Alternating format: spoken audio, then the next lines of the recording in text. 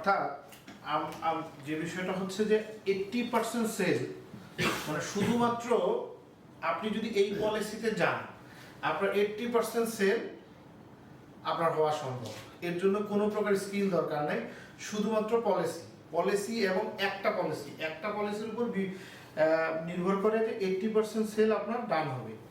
তো এটা হচ্ছে আমরা সবাই একটা জিনিস জানি যে সেলসের পলিসি কিন্তু একই। সেলসটা একটা ধরেন কি বলে একটা প্রক্রিয়া। আমি বারবার এই কথাটা বলতে চাই, সেলস হচ্ছে একটা প্রক্রিয়া। দেখুন প্রক্রিয়াটা আসলে কি ধরনের, চারটা বিষয় আছে, এই চারটা বিষয়ই কিন্তু আসলে সেলসের প্রক্রিয়া। আপনারা লেখেন একটু, সেলসের প্রক্রিয়া হচ্ছে চারটা বিষয়, মানে চারটা বিষয় অ্যানালিসিস করলে সেলস একটা ডান হয়। আচ্ছা, সাইড প্রকারের মানে কার্যপ্রণালী শেষ করলে একটা সেলস আসলে শেষ হয়। প্রথম যে বিষয়টা হচ্ছে সেটা হচ্ছে ক্লায়েন্ট হান্টিং। আপনারা এই ক্লায়েন্ট হান্টিং শুধু ইয়াটা রেখে রাখেন, এরপরে আপনি সময় নিয়ে যদি মনে করেন যে আমি যে কথাটা বলবো সেই কথাটা একটু মনোযোগ দিয়ে শোনার চেষ্টা করেন। এপ্রিভিয়েশনগুলো আপনারা হয়তো চাইলে পরবর্তী মানে পরেও লিখতে পারেন। সেটা হচ্ছে ক্লায়েন্ট হান্টিং। দেখেন আমি আজকে যে বিষয়টা বলবো, জটিল কিছু বিষয় আছে, কিছু সেলসের কিছু জটিল বিষয় আছে, ক্লায়েন্ট হান্টিং এর কিছু জটিল বিষয় আছে, কিছু আছে সহজ সমীকরণ। ঠিক আছে, আমি আজকে যে বিষয়গুলো নিয়ে কথা বলবো সেটা হচ্ছে কাজের এইদিকে দেখো, ওইদিকে দেখা দরকার নেই।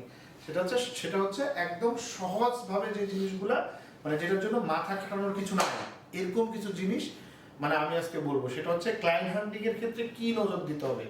আমরা তো জানি ক্লায়েন্টের বায়োডাটা জানতে হবে, অনেক কিছু জানতে হবে, ব্যাপারটা এরকম না, গভীরভাবে জানতে হবে। গভীরভাবে না জানাও সিম্পল ইকুয়েশন করেও আপনি আপনার ক্লায়েন্টটাকে হান্টিং করতে পারেন। নাম্বার 1, একটা জিনিস আপনাকে ফোকাস করতে হবে ক্লায়েন্ট নিয়ে, সেটা হচ্ছে ক্লায়েন্ট ক্যাপাবল কি না।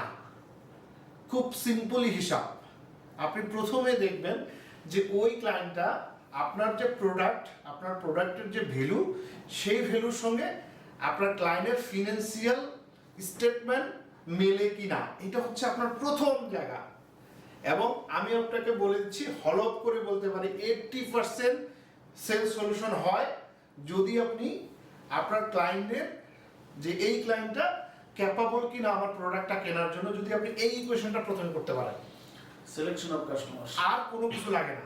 তার মানে আপনার ক্লায়েন্ট সিলেকশনের জন্য সর্বপ্রথম যেটা করতে হবে, আমাকে জানতে হবে আমার ক্লায়েন্টটা ক্যাপাবল কিনা, মানে আমার প্রোডাক্টের সঙ্গে সে ম্যাচ করতে পারবে কিনা। এটা গেল একটা ব্যাপার। এরপরে গেল ইনফরমেশন। হ্যাঁ, প্রথমত আপনি ক্লায়েন্ট পাইলেন, এবার ক্লায়েন্ট মানে বুঝলেন যে এটা আমার ক্লায়েন্ট হবে, সেটা যে কোনো জায়গা থেকে আপনি ফেসবুক লিড থেকে পারতে পারেন, আপনার পার্সোনাল ইয়ে থেকে পেতে পারেন। প্রথমে আপনি জানলেন বা বুঝলেন যে এই ক্লায়েন্টটা আমার হচ্ছে আমার প্রোডাক্ট নেওয়ার মতো ক্ষমতা রাখে। এরপর আছে আমরা ইনফরমেশন সেন্ড বা ইনফরমেশন যে আমরা দিব, যেটা প্রোডাক্ট সম্বন্ধে ইনফরমেশন দেব। এখন প্রোডাক্ট ইনফরমেশনের ক্ষেত্রে আপনাকে কি কয়েকটা জিনিস জাস্ট মাথায় রাখতে হবে।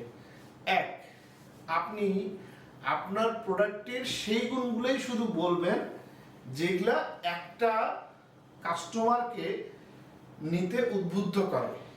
আরো সহজ করে বললে প্রফিট বুঝাইতে হবে যে আপনি যে আমার এই প্রোডাক্টটা নেবেন, এই প্রোডাক্টটাতে আপনার প্রফিটটা কি হবে। ক্লিয়ার? মানে ইনফরমেশন, কোন ইনফরমেশন দিবেন, ব্যাপারটা হচ্ছে তো অনেক ইনফরমেশন আছে। এখন ইনফরমেশন ক্ষেত্রে আমরা কি করি, আমরা এই বলি সেই বলি এটা বলি না, এটা আপনি বলবেন কোনো সমস্যা নাই, আপনি আরো অনেক ধরনের ভেরিয়াস ইনফরমেশন দিবেন, কিন্তু আপনার টার্গেট থাকবে যে আপনার প্রোডাক্টটা কেন ভ্যালুয়েবল, এইটা টার্গেট থাকবে। আপনি ইনফরমেশন যখন আপনি একটা ক্লায়েন্টকে বলতেছেন যে আমার প্রোডাক্টটা ওই জায়গায়, লোকেশন বলছেন না, লোকেশন বলছেন, বলার সঙ্গে সঙ্গে আপনি বলছেন, তো বলার সঙ্গে সঙ্গে আপনি যেই কথাটায় জোর দেবেন সেটা হচ্ছে যে আপনার প্রোডাক্টটা কেন ভ্যালুয়েবল, কেন আপনার প্রোডাক্টটা একটা কাস্টমার কিনবে, শুধু এই কথাটাকে আপনি তাকে বোঝানোর চেষ্টা করেন, কেন আপনার প্রোডাক্টটা দামি বা আপনার প্রোডাক্টটা সে কেন কিনবে। ক্লিয়ার? এগুলো কিন্তু আমি যে জিনিসগুলো এগুলো ছোট ছোট জিনিস এবং সহজ জিনিসগুলো করে দিচ্ছি, আমরা তো অনেক কিছু ইকুয়েশন আছে। এরপর আছে প্রজেক্ট ভিজিট। হ্যাঁ, আমরা তো প্রোডাক্ট ভিজিট বা প্রজেক্ট ভিজিট যেটাকে বলি না কেন, প্রোডাক্ট ভিজিটের ক্ষেত্রে বা প্রজেক্ট ভিজিটের ক্ষেত্রে যে জিনিসটা মাথায় রাখতে হবে, আমরা সবসময় কি করি, আগের ইনফরমেশন পরে দিই, পরের ইনফরমেশন আগে দিই। অর্থাৎ আপনি ইনফরমেশনের সময় আপনি কিন্তু অলরেডি বলে ফেলছেন যে আপনার প্রোডাক্টটা কেন ভেরিয়াস, কেন অনেক, মানে আপনি কেন ইম্পর্টেন্সি দিচ্ছেন, কেন আপনি ইনভেস্ট করবেন, এটা কিন্তু আপনি কখন বলবেন? ইনফরমেশনের সময় বলবেন। তারপরে প্রজেক্ট ভিজিটে গিয়া আপনি আবার ওই কথাগুলা রিপিট খুব কম করবেন, দুই একটা কথা বাদে যেগুলো একদম দরকার নাই। তাহলে প্রজেক্ট ভিজিট আপনি কি করবেন? প্রজেক্ট ভিজিটে বলবেন আপনি জাস্ট প্রজেক্ট ভিজিটটা কি আপনাকে বুঝতে হবে, সেটা হচ্ছে লোকেশন। আমি আবারও বলতেছি, প্রজেক্ট ভিজিট বা প্রোডাক্ট ভিজিট, বিশেষ করে ল্যান্ডের জন্য প্রজেক্ট ভিজিটটা হচ্ছে লোকেশন। আপনাকে আপনার ইনফরমেশন কিন্তু আপনি আগেই দিয়ে গেছেন, অথবা আপনি গাড়িতে বসতে বসতে ইনফরমেশন দেন না, আপনি ফোনে ইনফরমেশন দেন না। কিন্তু প্রজেক্ট ভিজিট কেন করে? একটা কারণে, সেটা হচ্ছে আপনার প্রোডাক্টটা ঠিক কোন জায়গায় আছে, সেটার ফ্যাসিলিটিসটা কিরকম, এখানে গেলে আপনি কি ধরনের, তার মানে কি আপনি ইনফরমেশনে দিয়ে দিয়েছেন আপনার প্রোডাক্টটা এই হবে সেই হবে, হ্যাঁ এরকম দামি হবে, এরকম দাম বাড়বে, আপনি এটা বলে শেষ করছেন। এখন ওখানে যে কি করবেন? এখন বলবেন যে এই যে দামটা যে বাড়বে, কেন বাড়বে তাকে দেখিয়ে দেওয়া, এই যে একটা রোড যাচ্ছে, এই রোডটা এটা হবে, বা এই যে তাকে হাতের প্রোডাক্টটা হচ্ছে, তাকে হচ্ছে প্র্যাকটিক্যালি ইনফরমেশন যে আগে দিয়েছেন, এই ইনফরমেশনের সঙ্গে প্র্যাকটিক্যালি যে ম্যাচিংটা, সেই ম্যাচিংটা করাবেন। যে আমার যে স্যার আমার এই যে প্রোডাক্টটা আপনি আজকে বলেছিলাম যে এটা দাম বাড়বে, কেন দাম বাড়বে, এই তাকে প্রমাণ দেন যে আমার এই যে রোডটা হচ্ছে স্যার, এই যে এই পাশে দেখেন, এই ওই পাশে যে ফাঁকা জায়গা, এই পাশে ঢাকা শহর শুরু, তারপরে ঢাকা শহর এক স্টেপ ছাড়লে আমার এটা সিটি কর্পোরেশনে ঢুকবে। এই যে ব্যাপারটা, মানে প্রথমে তো একটা ইনফরমেশন দিচ্ছেন, এই ইনফরমেশনের সঙ্গে আপনি লিঙ্ক আপ করান যে এই যে স্যার আমি যে বলছিলাম যে এটার দাম বাড়বে, কেন দাম বাড়বে, এই কারণে দাম বাড়বে, কেন একটা জায়গার দাম কখন ভেরিয়াস হয়, জায়গা অনেক আছে, এখান থেকে আমরা জানি বরিশাল এরকম জায়গা আছে 1 কোটি টাকা দাম আছে না,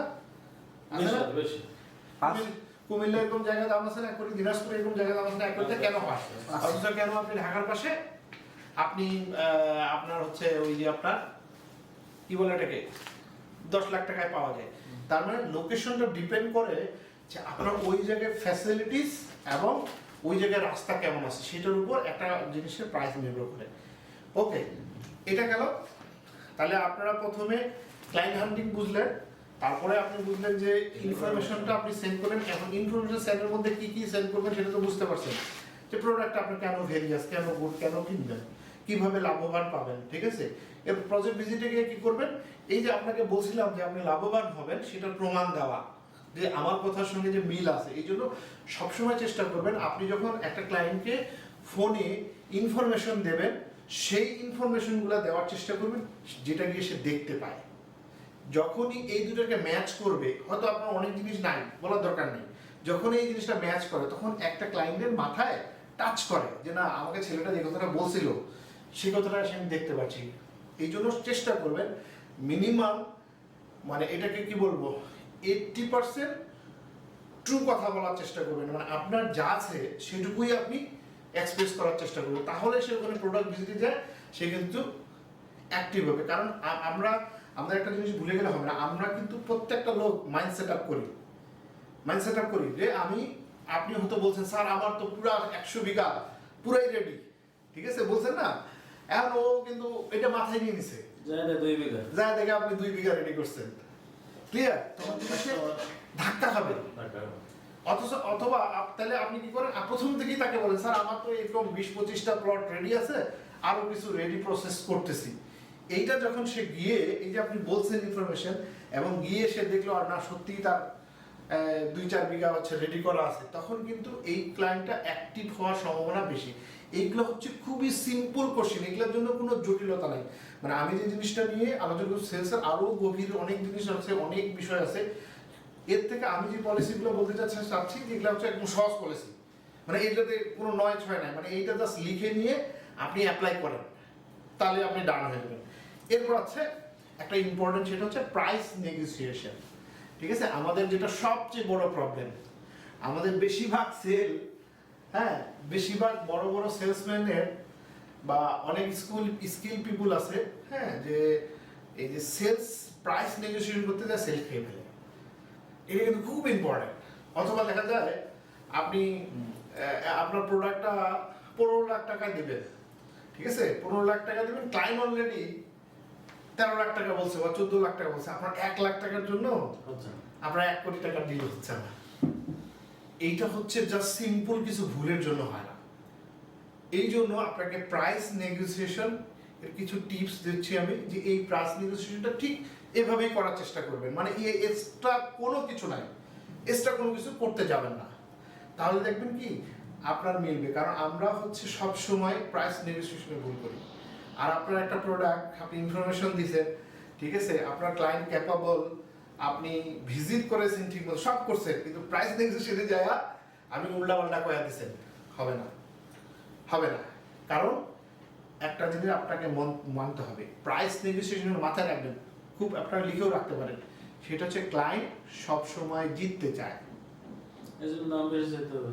ইয়েস, তার মানে কমাই দিতে হবে। আপনাকে বুঝতে হবে, আপনারা এটা কিন্তু একটা ইম্পর্টেন্ট একটা কথা, আপনাকে বুঝতে হবে যে যে কোনো উপায়ে আপনি আপনার ক্লায়েন্টকে জেতাবেন।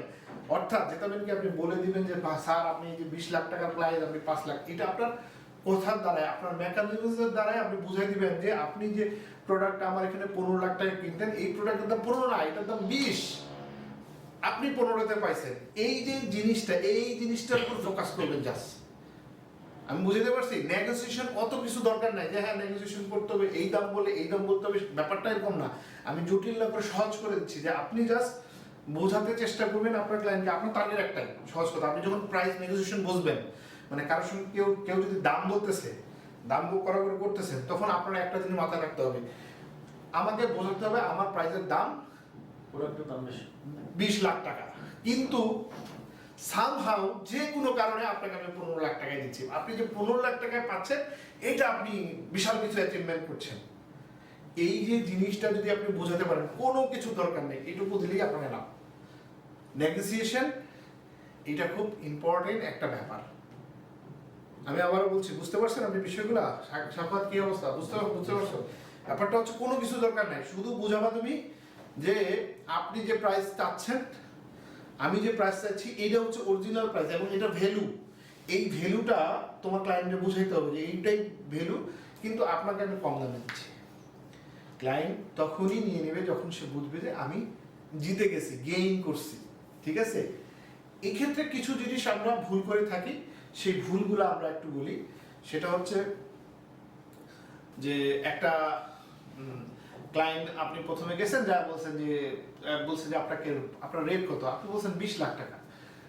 ওইখানে প্রাইস দেখে বলছেন না আমার তো পছন্দ হয়েছে, আচ্ছা কত হলে ভাই দিবেন? বলছেন স্যার আমরা তো 17 লাখ হলে দিয়ে দিব, কারণ আপনার টার্গেট 15 লাখ, আপনি কি 17 লাখ করে ফেলছেন। ক্লায়েন্ট বুঝে বলেছে যে আপনি আরো কমাবেন, ঠিক আছে? এরপরে ক্লায়েন্ট আপনারা আরো বাইক করছে যে ভাই ঠিক আছে বলেন, আমরা তো কয়েকজন মিলে নিব, ঠিক আছে আপনারা স্যার কত হলে লাস্ট পারবেন? আপনি চিন্তা করতেছেন, আচ্ছা ঠিক আছে আমি এবার 1 লাখ টাকা হাতে রেখে বলি 16 লাখ স্যার, 16 লাখ ফিক্স, আর কোনো কথাবার্তা বলা যাবে না। আপনি কি করছেন, আপনার সেল খাওয়াছেন কিভাবে? আপনি ওখানে ইনস্ট্যান্টলি কমাই দিচ্ছেন, অর্থাৎ আপনি আপনার প্রোডাক্টের ভ্যালু কমাই দিচ্ছেন। আমি যে কথাটা প্রথমে বললাম যে আপনাকে বুঝতে হবে যে আপনার ক্লায়েন্ট প্রোডাক্টটা কিনবে যখন সে বুঝবে যে এইটা আমি যে দামে কিনছি এটার থেকে এটার দাম বেশি। তার মানে আপনি যখন 16 লাখ বললেন, তখন সে এক্সপেকটেশন করে রাখলো যেটা 12 লাখ টাকা দিবে, কিন্তু আপনি এক্সপেকটেশন করতেছেন কত? 15 লাখ টাকায়। এইটা হচ্ছে বিরাট বড় একটা ভুল, বিরাট বড় ভুল, এবং এইটা নেগোসিয়েশনের জন্য খুব ইম্প্যাক্ট করে। বেশিরভাগ সেলসম্যানের সেলস একদম সম্পূর্ণ ঠিক, ফাইনালি যে আমরা দেখি যারা আমাদের সঙ্গে বসানোর পরে দেখি যে এই জায়গাটা দেখেন যান, আরে 1 লাখ টাকার জন্য একটা ডিল হচ্ছে না, ও হয়তো 14 পর্যন্ত উঠছে। এখন একটা ক্লায়েন্ট চিন্তা করতেছে যে 14 লাখ টাকা একজন আমার কাছে, দেখেন ম্যান হিসেবে একজন কাস্টমারের চিন্তা ভাবনা কি, কাস্টমার ভাবতেছে আরে আমাকে তো একটা প্রোডাক্টের দাম 16 লাখ টাকা বলছে, তাহলে আমি যদি 14 লাখ টাকা বলি তাহলে তারা ইফেক্টিভ দাম বলছে। ডেফিনেটলি আপনি কাস্টমার হলে তো তাই ভাবতাম। এই জায়গাটা না আমরা খুব ভুল করি, আমরা এই জায়গাটা আমাদের কাস্টমারটাকে খেয়ে ফেলি। আপনি কখনোই একটা জিনিস বলে রাখি, এই পলিসিটা একটু অবলম্বন করার চেষ্টা করবেন, সেটা হচ্ছে আপনারা কখনোই কোনো ক্লায়েন্টকে প্রাইস বলার সময় যতক্ষণ পর্যন্ত ফাইনালাইজ হবে না, যে স্যার আপনি বসেন, বসে কথা বলবো ফাইন, ততক্ষণ পর্যন্ত আপনারা কখনো ফিক্সড প্রাইস বলবেন না, বলবেন না, মানে কোনো স্পেসিফিক সংখ্যা বলবেন না। হ্যাঁ, আপনি যেটা করতে পারেন সেটা হচ্ছে যে আপনি একটা তাকে হিন্টস দিতে পারেন। এখন হিন্টস গুলা কি? উনি বললো যে ভাই আপনার প্রোডাক্টের দাম অনেক তো বেশি যায়, তাই তো আমি নিতে পারবো না। স্যার নিতে পারবেন, সমস্যা নেই, আমরা একটু কমাবো, আপনার পেমেন্ট শিডিউল টিডিউল কিরকম, আপনি আসেন আমাদের সঙ্গে স্যারদের সঙ্গে বসেন, বা ফাইনালি আপনি চিন্তা করেন, তারপর আমরা বসবো। ওইখানে না, আপনি কিন্তু, আমি কিন্তু বলে দিছি তাকে, দেখেন আমি আপনি আপনার ক্লায়েন্ট কিন্তু বলছেন যে ঠিক আছে আমি কমাবো, বাট সংখ্যায় না। এরপর সে আইডিয়া করুক, এরপর সে আইডিয়া করুক যে সে কিভাবে ওই কি বলে আপনার প্রাইসটা সে কিরকম আইডিয়া করবে সেটা তার ব্যাপার। অর্থাৎ আপনি ফাইনাল রেটটা তখনই বলবেন একটা ক্লায়েন্টকে যখন বুঝবেন যে ক্লায়েন্টটা নেবে, এর আগে বলার দরকার নেই। ও আমার কথা শুনেন, যে লোকটা নিবে না ওই লোকটার কাছে দাম কমায় আপনার লাভ আছে? নাই তো। তার মানে আপনি যখন পর্যন্ত শিওর হবেন না কোনো ক্লায়েন্ট আপনার কাছে কিনবে, তখন পর্যন্ত আপনি কোনো ফিক্সড প্রাইস বা ফিক্সড দাম বলবেন না। এটাই হচ্ছে, আপনি যদি এই চারটা জিনিস খুব প্রপারলি হ্যান্ডেল করতে পারেন, খুব সিম্পলি আমি যে জিনিসগুলো বললাম আপনারা প্রয়োজনে আবার বসে আমার সঙ্গে লিখে নেবেন, এই জিনিসগুলোই জাস্ট অনুসরণ করার চেষ্টা করুন, আর এর বাইরে কোনো কিছু নাই। এটা হচ্ছে সিম্পল 80% সেলস শুধুমাত্র এইভাবে হয়। আমরা অনেক সময় দেখি বোকা সেলসম্যান, কিছুই জানে না, কিচ্ছু জানে না, সে একদম বোকা, আপনাদের থেকে অনেক বোকা। আমরা দেখছি অনেক স্মার্ট ছেলে সেলসে ভালো করতে পারে না, কিন্তু বোকা ছেলে যায় সেলসে ভালো করে। কারণটা হচ্ছে ও জাস্ট এই পলিসি অবলম্বন করে, কি করে, ও একটা গাইডলাইন তৈরি করে। মানে ব্যাপারটা হচ্ছে এই যে এই গাইডলাইনটা কিরকম জানেন, সেটা হচ্ছে আমরা ছোটবেলায় একটা রচনা করতাম না, এক রচনা করলে 20 রচনা পড়ছি না এরকম। এই পলিসিটা জাস্ট এটাই, যে আপনি এই জিনিসটা প্রত্যেক ক্লায়েন্টের ক্ষেত্রে অ্যাপ্লাই করেন, দেখেন 80% আপনার অ্যাক্টিভ হবে এবং 80% আপনার ফলাফল আসবে। 80 বেশি না 20 বেশি, থাকে তো 20, 80 বেশি না 20, তাহলে 20 দিয়ে তো কাম নাই, 80% যেহেতু কোনো সম্ভব না, সেটা আপনি অ্যাপ্লাই করবেন। ঠিক আছে, থ্যাংক ইউ।